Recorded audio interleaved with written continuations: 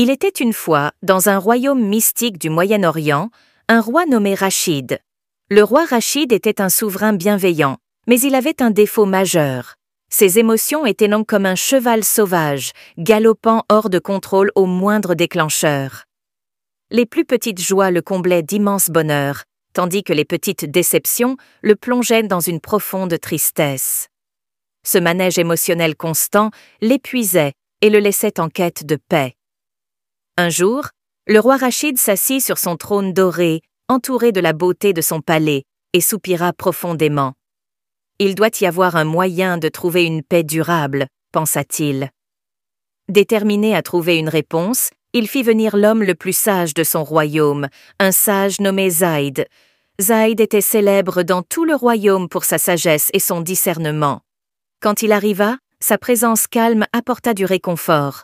Le roi dit rapidement « Sage Zaïd, je veux retrouver l'équilibre, la paix et la sérénité dans ma vie. Je veux être comme vous. Pouvez-vous me donner quelque chose pour m'aider à atteindre cela?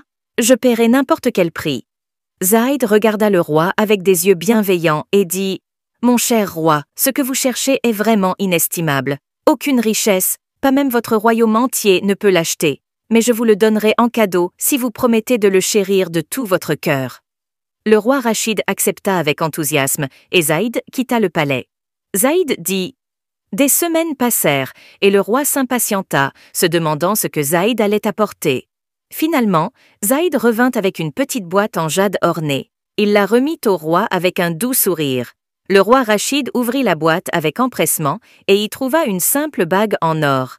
Elle était belle dans sa simplicité, mais ce qui attira son attention fut l'inscription. « Et cela aussi passera. » Perplexe, le roi demanda « Que signifie cela ?»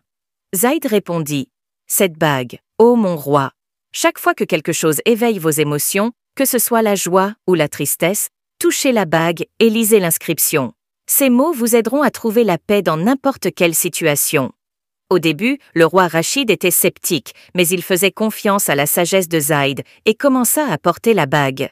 Au fil des jours et des semaines, le roi affronta diverses situations et suivit les conseils de Zaïd. Lorsqu'il ressentait une joie débordante devant un magnifique coucher de soleil, il touchait la bague et murmurait « Et cela aussi passera ». Sa joie devenait plus profonde, sachant que ces moments étaient éphémères et précieux. Lorsqu'une sécheresse frappa le royaume, causant détresse et peur, le roi Rachid toucha la bague et se rappela « Et cela aussi passera ». Il trouva la force de rester calme et de guider son peuple avec espoir et détermination. Avec le temps, les hauts et les bas émotionnels du roi Rachid commencèrent à s'apaiser. Il apprit à apprécier la puissance de Dieu et celle de son peuple. Il apprit à vivre l'instant présent, qu'il soit rempli de joie ou de tristesse, sachant que tout était temporaire.